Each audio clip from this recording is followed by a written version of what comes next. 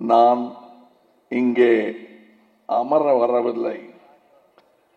எல்லாரும் சொல்லுவாங்க, நீங்க அந்த சீட்ல எந்த சீட்டு கொடுக்கப்பட்டாலும் அந்த சீட்ல உட்கார்ந்துட்டான்னா வேலை செய்யலன்னு அர்த்தம். நீங்களாம் ஏங்க அரசியலுக்கு வர்றீங்க? வேணாங்க, நல்லா வராதுங்க, அது சரி வராது. ஏன் அதுக்கு ஒரு மாதிரி மூளை வேணுங்க. ஏன் நான் என்ன வேட்டைக்கா போறேன்? அதுக்கு சாதுரியம் வேணும், பதுங்கி பாயணும்லாம் சொல்றீங்களே, எதுக்கு? அது வேண்டாமே, அதை விடுங்க. பிக் பாஸ்க்கு போறதுக்கே வேண்டாம் தாங்க. என்ன ஏன்னா வெள்ளிக்கிழமை சினிமா ஓடலைன்னா வேணாங்க நீங்கம்பாங்க. ஆனா மக்கள் அப்படி இல்லை, ஞாபகம் வச்சுப்பாங்க. தோத்த அரசியல்வாதியை கூட ஞாபகம் வச்சுப்பாங்க. இன்னும் தோத்த அரசியல்வாதின்னு யாரும் சொல்றீங்க? என்னதான் சொல்றேன். அது தோத்தங்கிறது ஒரு பர்மனன்ட் பொசிஷன் இல்லை. பிரைம் மினிஸ்டருங்கிறதும் பர்மனன்ட் பொசிஷன் இல்லை. ஒரு 15லயோ 14லயோ எல்லா நாடு பூரா ஒரே தேர்தல் அப்படின்னு வச்சிருந்தா இன்னைக்கு இந்தியாவின் கதி என்ன? ஒரே ஸ்வீப்பா குடுமையை கொட்டு கட்ட கீரை கட்ட எடுத்திருக்க மாட்டாங்க கையில. அதுக்கப்புறம் ஒரு பெயரை சொல்லி ஒரு திருநாமம் தானே உரைக்கப்படுவீங்க. கோவிடை விட கொடுமையான ஒரு நோயிலிருந்து தப்பித்து வாழ்ந்து கொண்டிருக்கிறோம். அந்த யோசிக்கும் நேரத்தை வாக்காளனுக்கு கொடுக்க வேண்டும். ஏன் ஆட்சி பீடத்தில் அமர்பவனுக்கு கூட யோசிக்கும் நேரம் கொடுக்க வேண்டும். அடுத்த 5 வருஷத்துக்கு இதை செஞ்சாதான் அங்க வழி விடுவாங்கிற பயம் வேண்டும் அவர்களுக்கு. எந்த ஆட்சியாளர் சொல்றீங்க? எந்த ஆட்சியாளரையும் சொல்லுகிறேன், இப்பொழுது இருப்பவர்களையும் சொல்லுகிறேன், அப்போது இருந்தவர்களையும் சொல்லுகிறேன், இனி வரப்போபவர்களையும் சொல்லுகிறேன். இது யாருக்கும் விடும் சவால் அல்ல. அரசியல் இப்படித்தான் இருக்க வேண்டும் என்னும் ஆசை. நான் அரசியலுக்கு வந்தது எனக்காக அல்ல, நமக்காக கூட அல்ல, நாளைக்காக.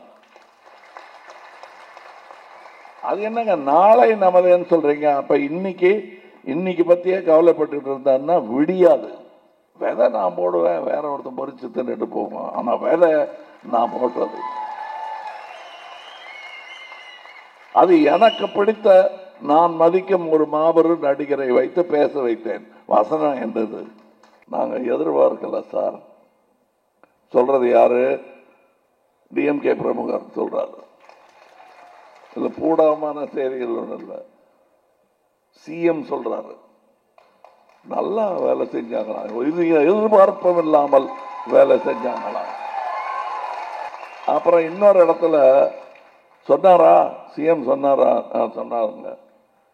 நான் கூட சொல்லிட்டு இருந்தேன் சார், முந்திரப்படாதுங்கிறதுக்காக நான் சொல்ல சார், நானும் கொஞ்சம் அப்படி வந்து சாப்பிட்டு போங்களேன் அப்படின்னா. இல்லை சார், நாங்கள் சாப்பிட்டு வந்துட்டோம்னு சொல்றான் சார். நல்லா வளர்த்துருக்கே பிள்ளைகளை அப்படின்னாங்க. என்னங்க மறுபடியும் சினிமாவுக்கு போயிட்டாரு, பின்ன என்ன நான் கோட்டையில் போய் கஜானாவை திறந்து பணம் எடுப்பேன்னா? ஒரு கூட்டம் நடத்துனா காசு வேணும். உங்ககிட்ட இருக்கா? எவ்வளோ இருக்கு? சரி, என்கிட்ட இவ்வளோ இருக்கு, போட்டு நடத்துங்க கூட்டம். அப்படித்தான் நடக்குது இந்த கூட்டங்கள்லாம். அதனாலதான் என்னால சொல்ல முடியுது, ரேடு விடுறியா விடு அப்படின்னு சொல்றதுக்கு காரணம் அந்த தைரியத்தில் தான் சொல்றேன். அதனால அவங்க ஒரே மாதிரியா இருக்காங்களே, நீங்க தேர்ந்தெடுக்கிற ஆளுகள் தான். அவர்கள் என்னை தேர்ந்தார்கள். என் பயணத்தின் போது நான் அப்படியே பார்த்தா தோல்ல கை போட்டாங்க, நானும் தோல்ல கை போட்டேன். அப்படித்தான் நடந்து கொண்டிருக்கிறோம். இதில் ஒருவர் இடறிவிடும் வேலை செய்தால் நான் உங்கள் தோளில் இருந்து கையை எடுத்து விடுவேன். இது புரியும் என்று நான் நினைக்கிறேன். உயிரே, உறவே, தமிழே, வணக்கம். வழக்கமாக கட்சி மேடைகளில் ஒவ்வொருவருடைய பொறுப்பையும் வகிக்கும் பதவியையும் சொல்லி அவர்களை குளிர்விப்பது ஒரு சடங்கு. நான் உயிரே, உறவே, தமிழே என்று சொல்வது உங்கள் அனைவரையும் தான். இந்த உறவு, இந்த உயிர் துடிப்பு உங்கள் பதவிக்கு அப்பாற்பட்டது. ஆக இதை பேச்சு சுருக்கத்திற்காக சோம்பேறித்தனம் பற்றி இப்படி சொல்லுகிறார் என்று நீங்கள் நினைத்து விடக்கூடாது. உங்கள் அனைவரையும் நான் எந்த இடத்தில் வைத்திருக்கிறேன், எந்த சிம்மாசனத்தில் அமர்த்தி வைத்திருக்கிறேன் என்பதை நீங்கள் புரிந்து கொள்ள வேண்டும். இறங்கி வந்து சின்ன சின்ன பதவிகளில் அமர ஆசைப்படாதீர்கள். இதுதான் எனக்கு நான் கொடுத்து கொண்ட அறிவுரை. அதை அப்படியே உங்களுக்கு வழங்குகிறேன். நான் இங்கே அமர வரவில்லை. எல்லாரும் சொல்லுவாங்க, நீங்க அந்த சீட்ல, எந்த சீட்டு கொடுக்கப்பட்டாலும் அந்த சீட்ல உட்கார்ந்துட்டான்னா வேலை செய்யலன்னு அர்த்தம். நடந்துகிட்டே இருக்கணும். நான் கத்துக்கிட்ட குரு வாத்தியார், அதுவும் நான் விமர்சனம் செய்து எனக்கு கிளாஸ் எடுக்கல. அவரு என் விமர்சனத்தின் மூலம் எனக்கு பாடம் கற்பித்தவர், அவர் வாழ்க்கையின் மூலம் எனக்கு பாடம் கற்பித்தவர் திரு காந்தி அவர்கள். இத்தனை புரிதலுக்கு பிறகும் அவரை நான் மகாத்மாவாக்காமல் வைத்திருப்பதற்கான காரணமும் அதுதான். அவரை மனிதனாக்கி பார்த்து வியப்பதில் எனக்கு மிகவும் சந்தோஷம். காரணம், அது நாமும் செய்யக்கூடிய ஒரு செயலாக இருக்க வேண்டும். காந்தியை ரெக்கை வைத்த தேவதையாக நாம் மாற்றிவிட்டால், கால் பாவாத ஒரு பிசாசாக அவரை மாற்றிவிட்டார், நாளைய காந்தி உருவாக மாட்டான். இங்கே இருக்கிறார்கள் என்று நான் நம்புகிறேன். அவர்கள் பாதசாரிகராக நம் பேச்சில் இடம்பெறாமல் இருப்பதுதான் நாம் அனுபவிக்கும் சோகம்.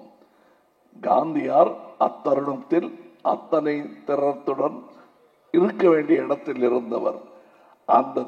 அந்த மாதிரி வாய்ப்பு இல்லாமல் நிறைய பேர் இருக்கிறார்கள் இந்தியாவில். Gandhi is not inimitable, he is imitable. But do you have the guts and the valor to imitate a man of that position? உனக்கு அத்தனை காந்தி மாதிரி இருக்கிறதுக்கு இருக்கலாம், யார் வேணா இருக்கலாம். ஆனா அதற்கான வீரமும் நேர்மையும் உன்னிடம் இருக்கிறதா என்ற கேள்வியை நான் என்னை கேட்டுக்கொண்டவன். அந்த வீரத்தையும் நேர்மையும் அன்றாடம் வளர்த்து கொண்டிருப்பவன் தான். எனக்கு நேர்மை வந்துருச்சுன்னா அவ்வளவுதான், இனிமே நான் நேர்மையானவன் என்று அயர்ந்து படுத்து விட முடியாது. நீங்கள் அயர்ந்திருக்கும் நேரத்தில் எல்லாம் உங்கள் நேர்மைக்கு சோதனை வரும். எனக்கு வந்திருக்கிறது. அதிலிருந்து சாதுரியமாக தப்பித்துக் கொள்வதற்கு பதிலாக நேர்மையாக, வலித்தாலும் பரவாயில்லை என்று நாம் நின்று போராடும் பொழுதுதான் ஒரு உண்மையான சத்தியாகிரகியை நாம் சந்திக்க முடியும். சவர கண்ணாடியில் சத்தியாகிரகியை பார்க்க வேண்டும் என்றால் நீ அப்படி வாழ வேண்டும். நான் அதைத்தான் செய்ய முற்பட்டு கொண்டிருக்கிறேன். செய்து விட்டேன், சாதித்து விட்டேன் என்று சொல்லவில்லை. முடியும் என்று எனக்கு தோன்றுகிறது. என்னால் முடியும் என்றால் உண்டாலும் முடியும் தம்பி என்பதைத்தான் நான் சொல்லிக் கொண்டிருக்கிறேன். நீங்களாம் ஏங்க அரசியலுக்கு வர்றீங்க? வேணாங்க, நல்லா வராதுங்க, அது சரி வராது. ஏன் அதுக்கு ஒரு மாதிரி மூளை வேணுங்க. ஏன் நான் என்ன வேட்டைக்கா போறேன்? அதுக்கு சாதுரியம் வேணும், பதுங்கி பாயணும்லாம் சொல்றீங்களே, எதுக்கு? அது வேண்டாமே. அரசியலுக்கு தானே வரேன், அதை விடுங்க. பிக் பாஸ்க்கு போறதுக்கே வேண்டாம்தாங்க. என்ன போனா என்ன? மக்களை பார்த்து பேசக்கூடிய எந்த ஒரு ஊடகமாக இருந்தாலும், மேடையாக இருந்தாலும் அதை பயன்படுத்திக் கொள்வதில் என்ன தவறு? தவறு அப்படியே பழகிவிட்ட பிள்ளை. இந்த மேடையும் இந்த வெளிச்சமும் இந்த மலர்ந்த முகங்களும் 4 வயசுல இருந்து நான் பார்த்துக்கிட்டு இருக்கேன்.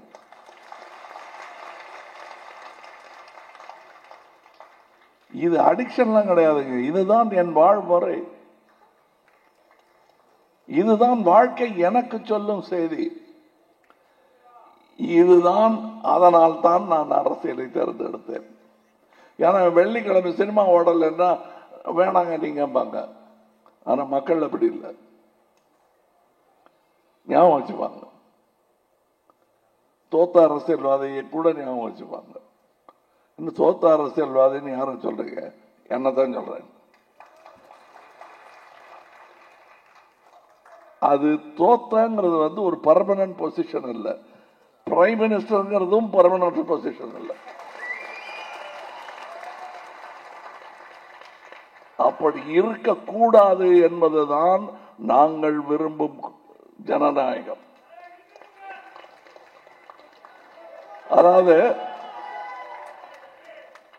அதாவது இப்ப நாம் லிஸ்ட் போட்டு பேசுறேன். என் மனசுல இருக்கிற உள்ள கிடக்கைகளை எல்லாம் உங்களிடம் பேசுகிறேன். தைரியமாக பேசலாம்.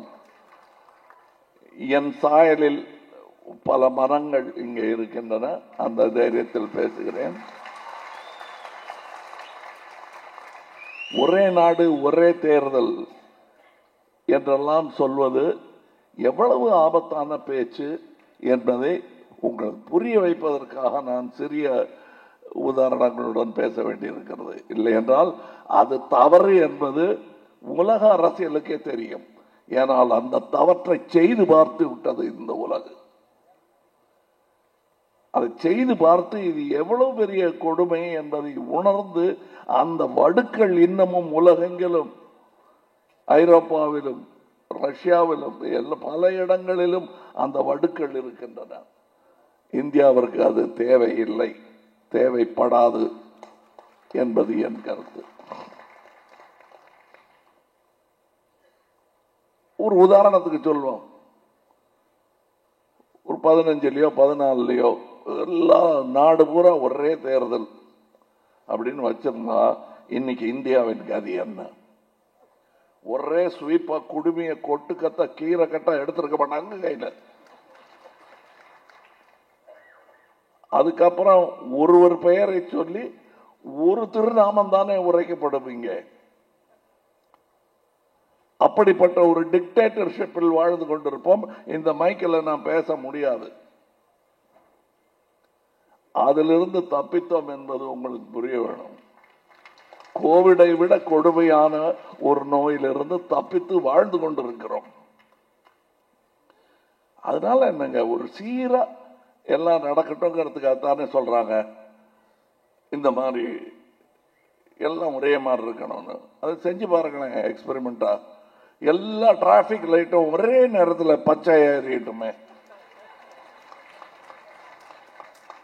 ஏன் மாத்தி மாத்தி ஒரு இடத்தை நிறுத்தி பிடிச்சுக்கிட்டு இன்னொரு இடத்துக்கு வழி விட்டு அதுக்கப்புறம் இந்த டிராபிக்கை போன்னு சொல்லி அதுக்கு பின்னாடி இருக்கிறத நிறுத்தி வைக்கிறதுக்கு காரணம் யோசிக்க டைம் வேணும். எல்லாரும் அவசரத்தில் இருப்பாங்க. அந்த யோசிக்கும் நேரத்தை வாக்காளனுக்கு கொடுக்க வேண்டும். ஏன் ஆட்சி பீடத்தில் அமர்பவனுக்கு கூட யோசிக்கும் நேரம் கொடுக்க வேண்டும். அடுத்த 5 வருஷத்துக்கு இதை செஞ்சாதான் அங்க வழி விடுவாங்கிற பயம் வேண்டும் அவர்களுக்கு. எந்த ஆட்சியாளர் சொல்றீங்க? எந்த ஆட்சியாளரையும் சொல்லுகிறேன், இப்பொழுது இருப்பவர்களையும் சொல்லுகிறேன், அப்போது இருந்தவர்களையும் சொல்லுகிறேன், இனி வரப்போபவர்களையும் சொல்லுகிறேன். இது யாருக்கும் விடும் சவால் அல்ல. அரசியல் இப்படித்தான் இருக்க வேண்டும் என்னும் ஆசை. இது சவால் அல்ல. இந்த பீடம் நிரந்தரமாக அமர முடியாத அசௌகரியமான பீடமாகத்தான் இருக்க வேண்டும். இது 5 வருடத்திற்கு ஒரு தடவை பூகம்பத்திற்கு ஆளாக வேண்டும். உட்காரக்கூடாது யாராங்க. அடுத்த முறையும் நாம் தான் அந்த ஆளை அங்க தூக்கி உட்காத்த வைக்கணும். அது நீயாக இருக்கலாம், நானாக இருக்கலாம். அவ்வளவு கிளியரா இருக்கணும் நம்ம. அதுதான் ஜனநாயகம். ஜனநாயகம் என்பது பேங்க் வால்டல், நான் ஹார்வர்ட்ல பேசும்போது சொன்னதே தான் இங்கே சொல்றேன். பேங்க் வால்டல் வச்ச தங்க கட்டி மாதிரி ஒரு 5 வருஷம் கழித்து வந்து திறந்து பார்த்தா அப்படியே கட்டியா இருக்கும்னு நினைக்க கூடாது. அன்றாடம் நம் உடல் பேணுவதை மாதிரி நம் ஜனநாயகத்தின் காக்க வேண்டும். அதன் வீரர்கள் அதற்கான சோதனை வந்து கொண்டே இருக்கும். இப்படி மாத்தி போட்டு போப்பாங்க, அப்படி மாத்தி போட்டு அந்த விளையாட்டுகள்லாம் நடந்துகிட்டு இருக்காங்க. ஒண்ணுமே இது எப்படி போட்டாலும் பெறல மாட்டாங்க. இந்த அம்பேத்கரும் காந்தியும் நேருவும் பண்ணி வச்சுட்டு போன வேலை எப்படி போட்டாலும் பெறல மாட்டாங்குது. இந்த அமைப்பு திட்டம் மாற மாட்டாங்குது. என்ன என்ன எப்படி புரட்டி போடுறது? வரிய போடு, பயந்து அப்பவாது செய்வாங்களான்னு அதையும் போடுறாங்க. நாம பாருங்க, நேர்மையாளர்கள் இந்தியாவிலேயே நேர்மையாளர்களில் ஒருவர் சொன்னா தமிழ்நாடு. ஏன்னா வரிய ஒழுங்க கட்டுறவங்க, அதுல மூத்த வேணாம். அந்த அண்ணனின் கௌரவத்துடன் நான் சொல்லுகிறேன், என் தம்பிகள் நேர்மையானவர்கள். அதற்கு நீங்கள் அவரை மதிப்பதற்கு பதிலாக தண்டனை கொடுக்க பார்க்கிறீர்கள். நீங்க சொன்னீங்க ஜனத்தொகை கட்டுப்படுத்த வேண்டும், கட்டுப்படுத்தினால் மட்டுமே இந்த நாடு செழிப்பாகும் என்று சொன்னவுடன் கேட்டது தமிழகம்தான், தமிழ்நாடு தான். இன்னைக்கு என்ன சொல்றீங்க? உங்க ஜனத்தொகை குறைஞ்சு போச்சு, அதனால நீங்க எதுக்கு அத்தனை பேரும் பார்லிமெண்ட்டுக்கு வரணும்? கொஞ்சம் பேர் வந்தா போறோம், யூபியில் இருக்கிறவங்க நாங்க பார்த்துக்கிறோம். அங்க 20 பேர் இருக்கோம், 20 இடம் இருக்கு, 20 கோடி பேர் இருக்கோம், அதனால எங்களுக்கு சீட்டு நிறைய இருக்கணும், உங்களுக்கு கம்மி அப்படிங்கிறாங்க. அப்படி அல்ல. இந்த நாட்டை நடத்தி கொண்டிருப்பது நாம் கொடுக்கும் பணம். என் தம்பியை பட்டி போடு நான் சொல்ல, பகுந்துன்பம் என்று தான் சொல்லுகிறேன். அவனுக்கு அங்க அள்ளி அள்ளி கொடுத்துட்டு அங்க நீங்க கர்ணனாகவும் இங்கே கும்பகர்ணனாகவும் எப்படி இருக்கீங்க? நீங்க இந்த பக்கம் எழுந்து பார்க்கவே மாட்டேங்கிறாங்க. அண்ணா என்றோ சொன்ன தெற்கு தேய்கிறது வடக்கு வாழ்கிறது என்று இன்னும் அதுவா வழங்குகிறது. எப்படி அது பண்ணலாம்? ராக்கெட் விட்டாச்சு நம்ம சந்திரனுக்கு, இங்க ஒரு தூது விட முடியலையா நம்மளால? அந்த குரலாகத்தான் நாம் இருக்க வேண்டும். நான் இருப்பேன்.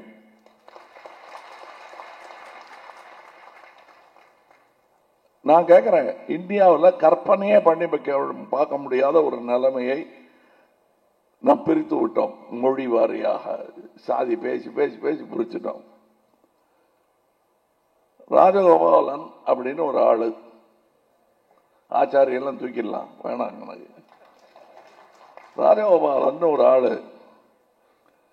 பெங்கால்ல சீஃப் மினிஸ்டரா இருந்திருக்காரு, இங்கேயும் சீஃப் மினிஸ்டரா இருந்திருக்காரு. தெலுங்குக்காரர், அவர் இங்க வந்து இருந்திருக்காரு. இது இங்கே பாசிபிள். ஆனால் ஒரு தமிழன் பிரைம் மினிஸ்டர் ஆக முடியுமா? அதற்கு இந்த நாட்டை தயார்படுத்த வேண்டும்.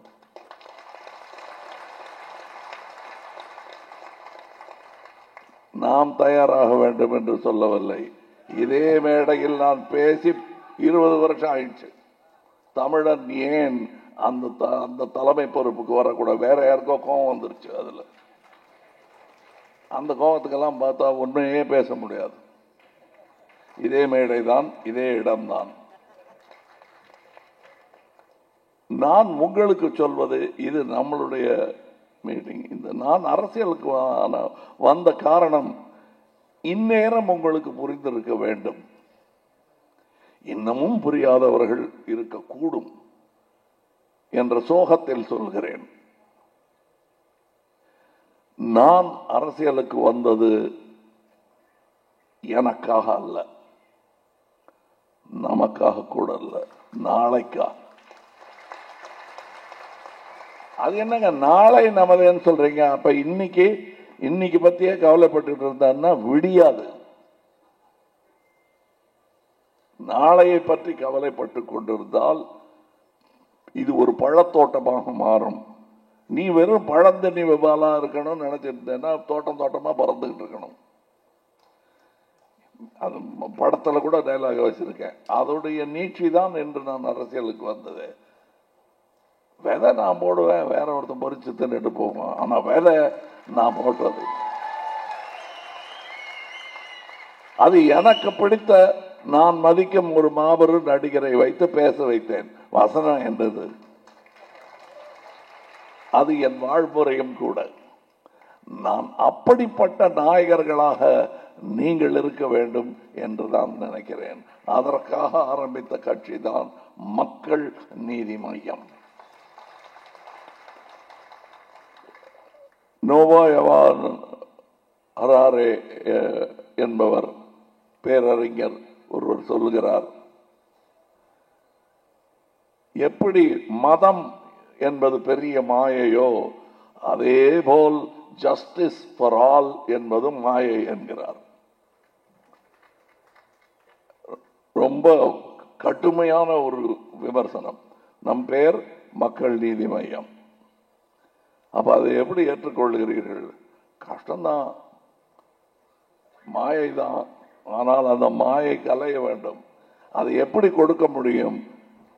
நாம் இன்னொருவருக்கு வழங்குவதாக இருக்கக்கூடாது ஜஸ்டிஸ், அது அவர்கள் உரிமையாக இருக்க வேண்டும். ஜஸ்டிஸ்ங்கிறது வழங்குவம் பொருளாக வரும் பட்சத்தில் வேண்டி நிற்க வேண்டி வரும். அப்படி இருந்ததுதான் கோர்ட் எல்லாமே. I beg your court, your honour, your lord என்ற வாசகங்கள் இன்னும் மாறிய பாடில்லை. கொடுப்பதற்கு யார்? சட்டம் தெரிந்து விட்டதனால் அவர்கள் சட்டத்தை வழங்கும் நிலையில் இல்லை என்பதுதான் ஒரு வக்கீலின் மகனாக நான் உணர்ந்தது. Justice is something you should deserve. It's your deservance. மனிதனாக பிறந்ததனால் உனக்கு அந்த நீதி வழங்க வேண்டும். இந்த நீதி அமெரிக்காவில் மறுக்கப்பட்ட போது அது தவறு என்று சுட்டிக்காட்ட ஒரு தாடிக்காரர் வந்தார், ஆப்ரஹாம் லிங்கன். அரசியல் அவர் பெரிய வெற்றி கிடையாது, ஆனால் சித்தாந்தத்தில் அவருக்கு பெரிய வெற்றி. பிற்பாடு அதுவே தொடர்ந்தது, போரிலும் அரசியலிலும். அதுவும் நிகழும். இங்கே எனக்கு ரெண்டிலுமே மையம் என்பது என்னுடைய வாழ்க்கை முறையாக நான் மாற்றிக்கொண்டு விட்டேன் என்பது என் கூட பழகுபவர்களுக்கு தெரியும். இல்லாத பட்சத்தில் விமர்சனங்களை ஏற்று இன்னமும் செதுக்கிக் கொண்டிருக்கிறேன் என்னை என்பதுதான் உண்மை. பெரிய உருவமா அங்க உட்கார்ந்துருக்காரு, கடைசியில் ஒருத்தர் 10 பேர் அடிப்பார் போல் இருக்கு அப்படின்னு தோணும். இவர் கோயம்புத்தூர்ல எலெக்ஷன் முடிஞ்சு திரும்பி வரும்போது குலுங்கி அழுகிறாரு. நான் முதுகுல கொத்தி வெளியே போறோம், கண்ணு நனைஞ்சிருந்தா எனக்கு அவமானம்னு தேத்தி வெளியே கூட்டிட்டு வந்தேன். காரணம், நாளை நாம் சிரிப்போம், அதே நிகழ்வை சுட்டி காட்டி சிரிப்போம். காரணம், அது நம்முடைய தோல்வி அல்ல. கோயம்புத்தூரில் நடந்தது தோல்வி என்றால் இவர்கள் ஆட்சிக்கு வந்தது வெற்றி அல்ல.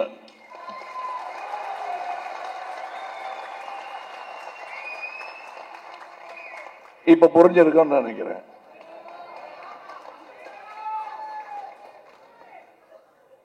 என்னங்க சுளீர்னு வலிக்குது? நமக்கு சுளீர்லாம் வலிக்காது, குற்றமுள்ள நெஞ்சுகளுக்கு தான் குறுகுறுக்குமே தவிர நமக்கு உண்டாகாது. இப்ப இங்க சொன்ன அந்த வாசகங்கள் 16 படிச்சாங்க. அந்த 16 பெற்று பெருவாழ்வு வாழ வேண்டும். நாம் அந்த 16 பெறுவது எப்படி? அது உங்களால் தான் முடியும். அதாவது குறைந்தபட்சம் 5 பேர்னு உங்ககிட்ட கெஞ்சற நிலைமைக்கு கூட்டுட்டீங்களா 7 வருஷம் கழிச்சு? இது தேவை, அதை நேரம் நிறைவேற்றி இருக்கணும்.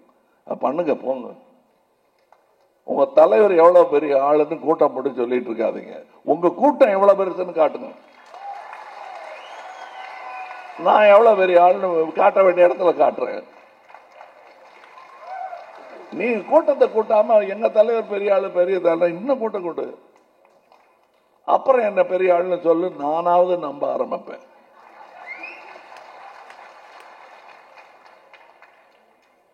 உங்களிடம் கேட்கப்பட்டதில்லை அடிநாதம் என்ன? இங்க நம்ம பேசின போது நேர்மையா இருக்கணும், இது பண்ணணும், இன்னும் கொஞ்சம் பேர் இறங்கி வேலை செய்யணும். ஒவ்வொரு நீங்கள் வசிக்கும் வீதியில் உங்களை மக்கள் நீதி மையம் தொண்டர் என்பதை வீதி முழுவதும் இருப்பவர்கள் அறிய வேண்டும். அதுக்கு அடுத்த கட்டமாக ஒரு பிரச்சனை வந்துருச்சுப்பா, வேற எவனும் உதவி பண்ண மாட்டாங்கன்னா அவர்கிட்ட கேட்போமா, எவரு அதான் அந்த எம்என்எம் காரர் இருப்பாரு, அப்படி மாறணும். அது ஏன் அவன் என்னத்துக்கு, அவன் ஒன்றும் பெரிய பணக்காரன் இல்லையா, ஆனால் வேலைக்காரையா இறங்கி வேலை செய்வான் அப்படின்னு சொல்லணும். நான் கேட்கறது அவ்வளவுதான். இறங்கி வேலை செய்யாம எதுவாகவே ஆக முடியாது. இறங்கி நான் வேலை செய்யலைன்னா இந்த மேடைக்கு வந்திருக்க மாட்டேன், எந்த மேடைக்குமே வந்திருக்க மாட்டேன். உங்களை பத்தி என்ன பேசிக்கிறான், நான் வந்தா நான் அண்ணன் அப்பா ஸ்தானம், எனக்கு ஒரு சில பேருக்கு தம்பி ஸ்தானம். ஆனா நான் அந்த உரிமையுடன் விமர்சனங்களை மட்டுமே சொல்லிக்கிட்டு இருப்பேன்.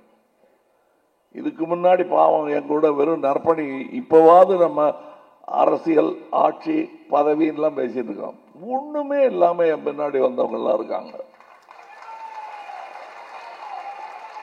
அவங்கள ஒரு வார்த்தை கூட நான் பாராட்டு விழா வச்சது கிடையாது. நான் வைத்த விழாக்கள் எல்லாம் அவர்களை திட்டுவேன். அவங்களுக்கு தெரியும் இங்க இருக்கிறவங்களுக்கு வசைபாடிதான் ஆரம்பிப்பேன். இப்படி இருந்தீங்கன்னா விளங்க மாட்டேங்க நீங்க, வணக்கம் அப்படின்னு அப்புறம் தான் வணக்கமே சொல்லுவேன். ஆனா கேட்டுக்கிட்டு இருப்பாங்க. அதுல என்ன சொல்லியிருக்கேங்கிறது அவங்களுக்கு புரியும். எனக்கு தனிப்பட்ட ஒரு வண்ணம் கிடையாது. எனக்கு நிகழும் ஒரு அநீதியாகவே நான் நினைப்பேன். அவர்களுடைய சோம்பல், அவர்களுடையது. அப்ப நீ இது செய்யலைன்னா நம்ம இப்படி சொல்லி நற்பணின்னு சொல்றதுக்கு அர்த்தமே கிடையாது. இன்னைக்கு உனக்கு புரியாது, இன்னும் ஒரு 15 வருஷம் கழிச்சு பார், உன்னை பெரிய மனுஷன் மதிப்பான். உனக்கு சொல்ற குட் மார்னிங் வேற மாதிரி இருக்கும் என்று நான் சொன்னதை அனுபவித்துக் கொண்டிருப்பவர்கள் இந்த மேடையில் இருக்கிறார்கள். இதேபோல் நாளைய அரசியல் நம்மை பார்த்து பேச போகிறது. தனியான ஆளு. அதற்கு முன்னுதாரணமாக இன்றைய அரசியல்வாதிகள் நம்மை பற்றி என்ன பேசுகிறார்கள் என்பதை உங்களுக்கு நான் சொல்லுகிறேன். ஏன்னா நான் பேசிட்டு இருக்கேன் இல்லையா, வெவ்வேறு விதமான ஆட்கள்கிட்ட. நாங்க எதிர்பார்க்கல சார். சொல்றது யாரு? டிஎம்கே பிரமுகர் சொல்றாரு. இதுல பூடாமான செய்திகள் ஒன்றும் இல்லை. சிஎம் சொல்றாரு, நல்லா வேலை செஞ்சாங்களா, எதிர்பார்ப்பும் இல்லாமல் வேலை செஞ்சாங்களா.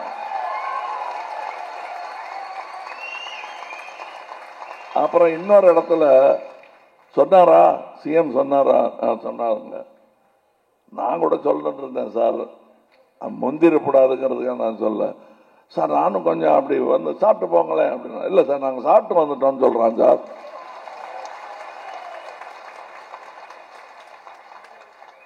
நல்லா வளர்த்திருக்க பிள்ளைகளை அப்படின்னாங்க.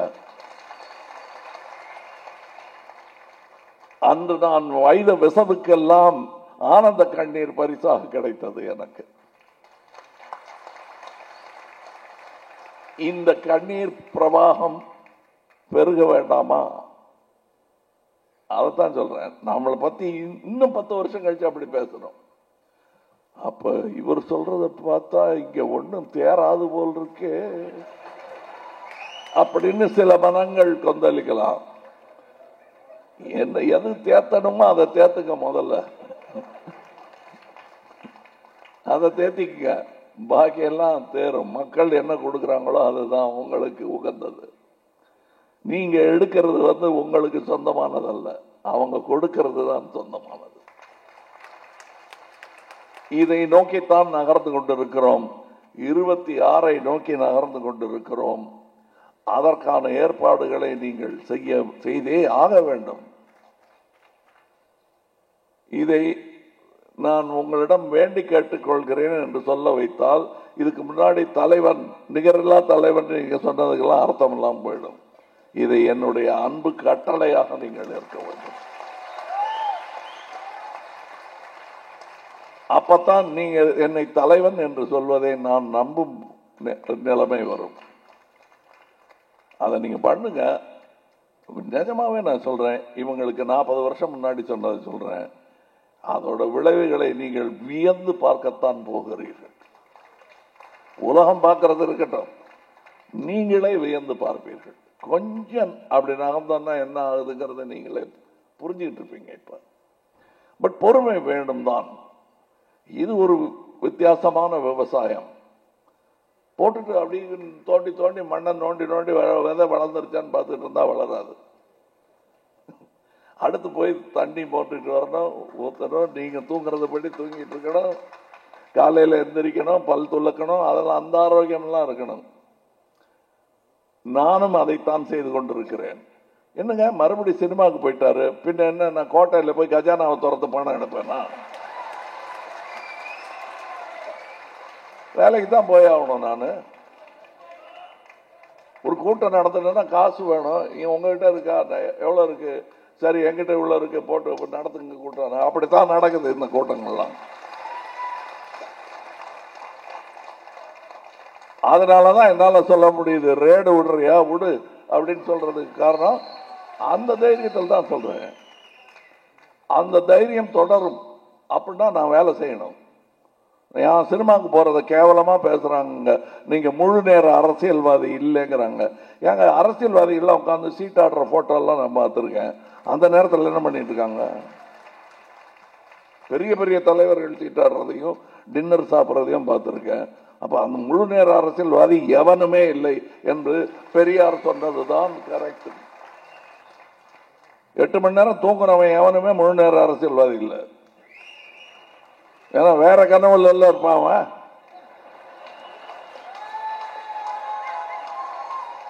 ஆக இந்த முழு நேர அரசியல்வாதி இல்லைங்கிற விமர்சனம் எங்களுக்கு பொருந்தாது. இருக்கிற நேரத்தில் ஒழுங்கா வேலை செஞ்சா போதுமானது. அது நடந்திருந்தா நம்ம கவர்மெண்ட் ஆபீஸ் எல்லாம் எப்படி இருக்கும்? இருக்கிற அந்த 9 to 5 செய்ய வேண்டிய வேலை செஞ்சா நாடே முன்னேறிடுவேன். செய்யறது இல்லை. நாம செய்யற வேலை கரெக்டா செய்யுங்கன்னு தான் நான் சொல்றேன். முழு நேர அரசியல்வாதியாகி குடும்பத்தெல்லாம் தெருவில் விட்டுட்டு என் கூட வாங்கன்னு நான் சொல்றேன். தெருவில் வாங்க, ஆனா குடும்பம் நல்லா இருக்கணும். நான் அதைத்தான் பண்ணிட்டு இருக்கேன். நான் எந்த தியாகமும் பண்ணல. நான் காந்தியாரின் தோழன், தொண்டன், மாணவன், விமர்சகனும் கூட. அந்த அளவுக்கு நாம நம்மை வருத்தி கொள்ள வேண்டிய அவசியம் கிடையாது. அவர் முன்னுதாரணமாக நம்மை காட்ட முன்வந்தார். அதுக்காக இன்னைக்கு இந்தியா வேற. நான் அதனாலதான் ஒவ்வொரு வீட்லயும் நூல் நூத்திட்டு இருக்கேங்கிறத மாத்தி கொண்டு போய் இங்க நூல அமெரிக்காவில் ஊத்திட்டு இருக்கேன். இங்க வைக்க வேணாம். அடுத்த கட்டத்துக்கு போயிட்டேன். நான்